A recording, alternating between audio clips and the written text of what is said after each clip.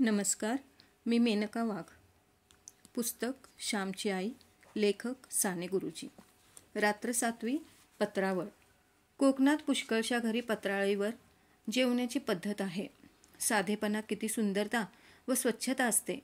ताटांना ती कल्लई लावा व ती पोटात दवडा, घाण सारी. माझ्या वडिलांना पत्रावळीवर जेवणे फार आवडे. बायकांना सुद्धा त्रास कमी, ताटे घासावयास नकोत. वडील सकाळी शेतावर जायचे. इकडे तिकडे फिरून कामधाम करून ते 10च्या सुमारास परत घरी येत असत. येताना फुले, पत्रावळीसाठी पाने कोणा कुणब्याने दिली असली की शेताच्या बांधावर केलेली असली तर भाजी असे घेऊन घरी यायचे. वडील मग स्नान करून संध्या पूजा वगैरे करावयास बसत. आम्ही शाळेतून आलेली मुले पत्रावळी लावावयास बसत असो. ताज्या पानांची हिरवीगार पत्रावळ व त्याच पानांचा द्रोण. मला प्रथम पत्रावळ लावता येत नसे. द्रोण तर अगदी साधत नसे. आमच्या कोकणात एक म्हण आहे, पत्रावळी आधी द्रोणा तो जावई शहाणा. पत्रावळ लावण्यापूर्वी ज्याला तिच्याहून कठीण असा द्रोण लावता येईल तो जावई शहाणाच असला पाहिजे. घरातील मंडळी पत्रावळी लावीत बसत.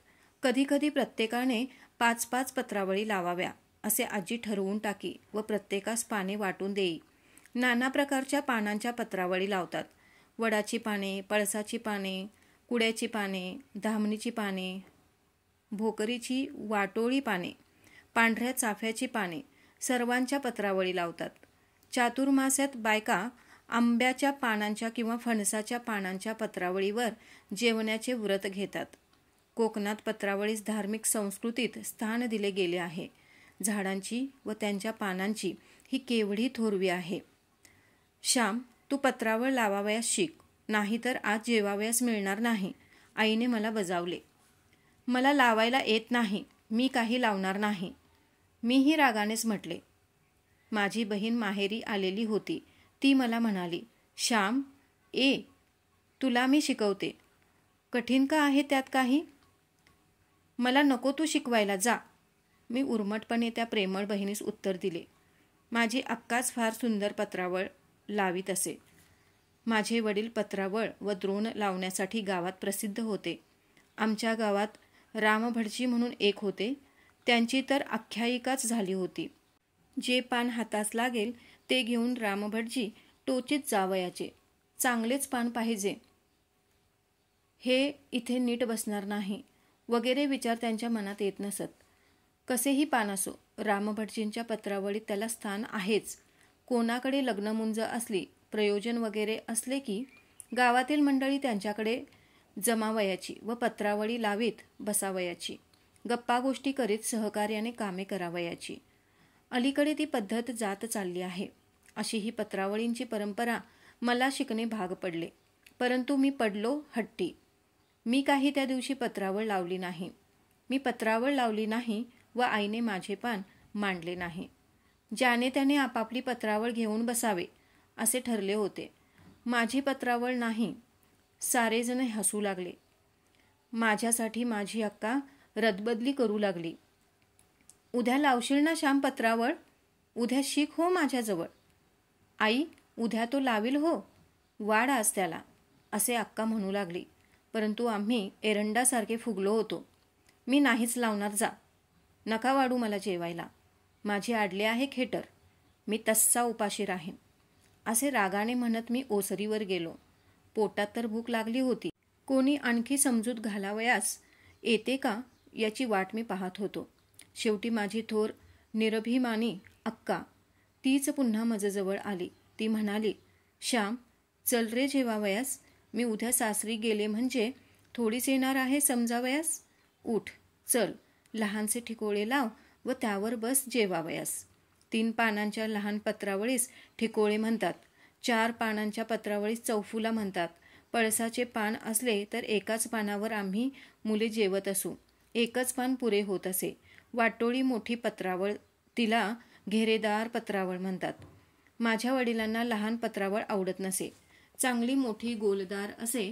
रानात भरपूर पाने असतात. त्याला काटकसर कशाला? विस्तीर्ण पात्र भोजन. जेवावयास मोठे पान घ्यावे असे ते म्हणत. अक्काच्या शब्दांनी मी विरघळलो. सासरी गेल्यावर ती थोडीच रुसणाऱ्या भावाजवळ आली असती.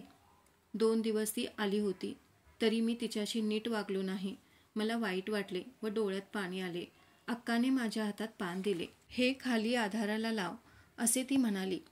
मी हातात एक चोय घेतली व टाका लावला, परंतु चोय फार टोचत होती व टाकात तुटेना. श्याम, ही दुसरी घे चोय, ही चांगली आहे, असे म्हणून अक्काने दुसरी चोय जुडीतून काढून दिली. कसे तरी मोठमोठे टाके घालून मी ठिकोळे तयार केले व घरात नेले. ही माझी पत्रावळ, वाढ मला, मी आईला म्हटले. हातपाय धुवून आलास का पण? आईने विचारले. हो, केव्हाच हातपाय धुतले. मी काही घाणेरडा नाही, मी म्हटले. घाणेरडा नाहीस, परंतु सू सू तर करतो आहेस. नाक नीट शिंकरून ये, तो मी इकडे वाढते. आई म्हणाली. मी नाक स्वच्छ करून आलो व जेवावयास बसलो. पोटभर जेव चांगला, उगीच हट्ट करतोस. तो शेजारचा वासू एवढासा आहे, पण कशी छान लावतो पत्रावळ, आई बोलत होती. मी रागाने भरभर जेवत होतो. पत्रावळ कशी तरी लावलेली होती. तिचा एक टाका निघाला व माझ्या घशात अडकला. मी घाबरलो. शेवटी निघाला एकदाचा. टाके जातात घशात, तरी म्हणे तूच पत्रावळ लाव. मला लावायला येत नाही तरी म्हणे लाव. मी रागाने म्हटले. आमच्या घशात नाही जात ते, तू निष्काळजीपणाने लावलीस याचे ते प्रायश्चित. जोपर्यंत तू चांगली पत्रावळ लावण्यास शिकणार नाहीस, तोपर्यंत तुझीच पत्रावळ तुला लावण्यास येईल, आई म्हणाली. मी दुसऱ्या दिवसापासून चांगल्या पत्रावळी लावण्याचा निश्चय केला. अक्का पत्रावळ कशी लावते, दुमड कशी घालते ते पाहू लागलो. काही पानांना दुमडा घालावयाची असते. ज्याला आपणापेक्षा एखादी गोष्ट चांगली करता येते, त्याच्याजवळ जाऊन शिकले पाहिजे. त्यात गर्व कशाला? प्रत्येक गोष्ट चांगली करता आली पाहिजे. जे जे करीन ते उत्कृष्ट करीन, असे माणसाचे ध्येय असावे. पत्रावळ लावणे असो वा ग्रंथ लावणे असो, शेण लावणे असो वा शेला लावणे असो, माझ्या वडिलांचा हा गुण होता.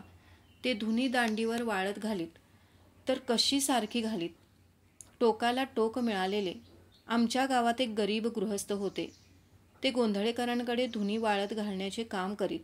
ते इतकी छान धुनी वाळत घालीत की पाहत बसावे. माझे वडील भाजीच्या दळ्यांना पाणी शिंपीत.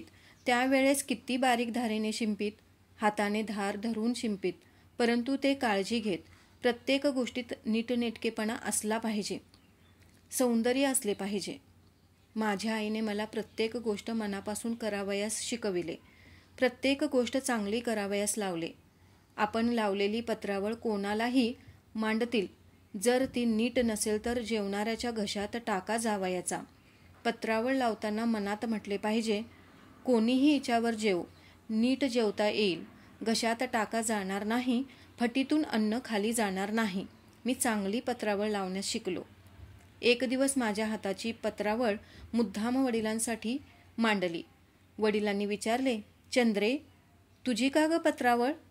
अक्का म्हणाली, नाही, ती श्यामने लावलेली आहे. वडील म्हणाले, इतकी चांगली केव्हापासून यावयास लागली?